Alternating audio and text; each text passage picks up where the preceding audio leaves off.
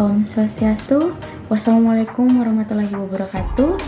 Salam sejahtera bagi kita semua. Shalom, namo buddhaya, dan salam kebajikan.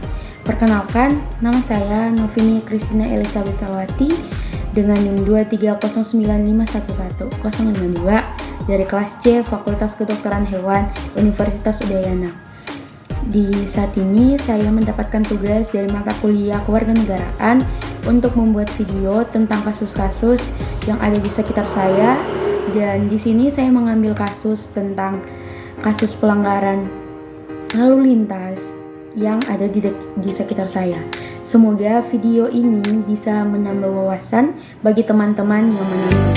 Dan Dalam selamat perjalanan saya menyaksikan. menemukan pengendara yang tidak menggunakan helm. Sebelum lanjut ke video selanjutnya, saya akan contoh dari menjelaskan pelanggaran sedikit lalu lintas tentang yang ada. apa itu pelanggaran lalu lintas. Di sini saya mengambil pengertian dari Akademia Education dari artikelnya. Di situ dijelaskan pelanggaran lalu lintas merupakan pengabaian seseorang terhadap tata tertib lalu lintas yang dilakukan oleh pengguna kendaraan bermotor yang akibat pengabaian ini menimbulkan kecelakaan lalu lintas bagi pengguna jalan lainnya, baik hilangnya nyawa dan luka-luka. Halo, kenalin, kita Traffic Lights bersaudara. Gue hijau, yang paling ditunggu semua orang. Yeah, I know. Gue merah, paling tidak disukai, tapi paling diperhatiin. Oh. Giliran lu, Ning. Lah, ngapain? Orang gue gak pernah diwaro. Yeah.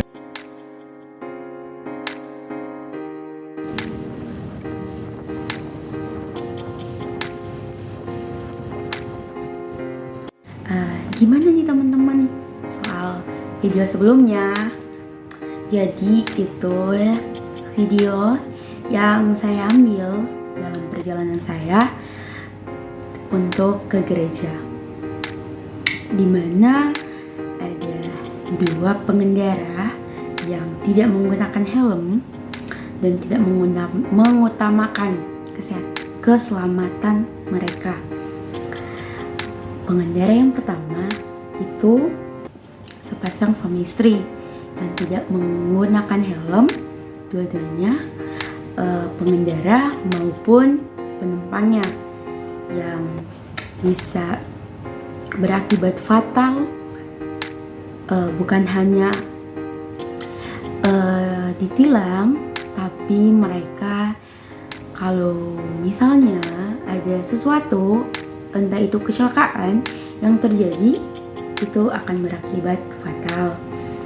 Dan yang kedua itu ada pengendara yang dimana pengendaranya memakai helm tapi penumpangnya tidak. Ini adalah sepasang kakak beradik yang kakaknya mementingkan keselamatan dirinya, dia memakai helm sebagai pengendara, tapi penumpangnya atau adiknya tidak menggunakan helm.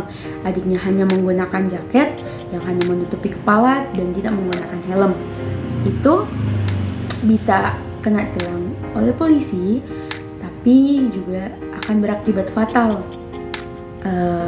Kalau misalnya mereka kecelakaan, itu mungkin kakaknya bisa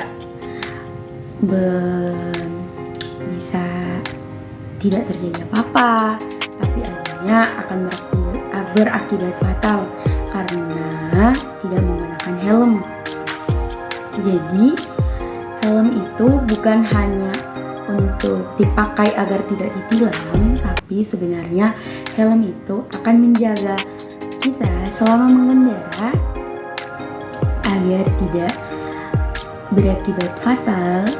Kalau mengalami kecelakaan, kalau kita menggunakan helm, itu bisa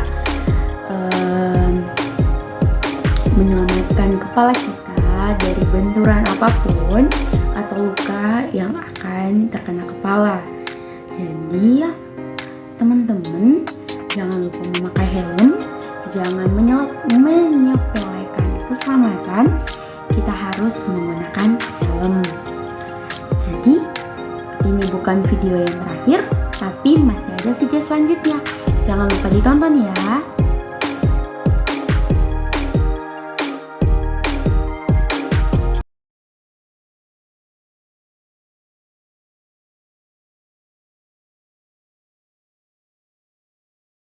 Ada solusi untuk pengendara-pengendara yang selalu melanggar tata tertib lalu lintas yang sudah diterapkan. Yang pertama itu kita melakukan edukasi kepada pengendara, entah itu melalui media sosial, lewat poster, lewat video, dan materi-materi lainnya yang meningkatkan kesadaran kepada pengendara. Yang kedua itu menegakkan hukum yang lebih ketat. Yang pertama itu memastikan penegak hukum yang ketat terhadap pelanggar lalu lintas, termasuk penindakan terhadap pelanggar kecepatan, penggunaan handphone saat mengemudi, dan pengendara yang mabuk. Nah, yang kedua, menggunakan kamera pemantau lalu lintas untuk mengidentifikasi pelanggar dan menerapkan denda. Dan yang ketiga, itu pembuatan aturan yang jelas dan mudah dimengerti oleh setiap pengendara. Yang pertama, memastikan aturan lalu lintas sederhana dan mudah dimengerti oleh semua pengendara. Yang kedua, menggunakan tanda lalu lintas yang jelas dan sederhana untuk memberi arahan kepada pengendara. Yang keempat, itu memberikan sanksi kepada pengendara yang melanggar lalu lintas seperti denda atau penarikan izin mengemudi. Dan yang keenam, ada kesadaran sosial. Kita harus mendorong untuk memberikan kesadaran akan keselamatan lalu lintas melalui acara-acara komunitas atau dalam media-media sosial. Dan yang kedua, kita mengajak orang-orang untuk peduli terhadap nyawa mereka dan nyawa orang lain yang ada di jalan. Dan yang ketujuh, yang terakhir, kita kan ini udah di daerah teknologi nih, jadi kita harus menerapkan teknologi canggih seperti sistem peringatan tabrakan, kendaraan otonom, dan aplikasi seluler yang membantu pengemudi mengikuti aturan lalu lintas. Jadi itu adalah solusi-solusi untuk pengendara yang masih melanggar lalu lintas. Jadi sekian dulu video dari saya. Semoga video ini bisa bermanfaat buat teman-teman yang menonton. Say goodbye dan sampai ketemu di video selanjutnya. Bye bye.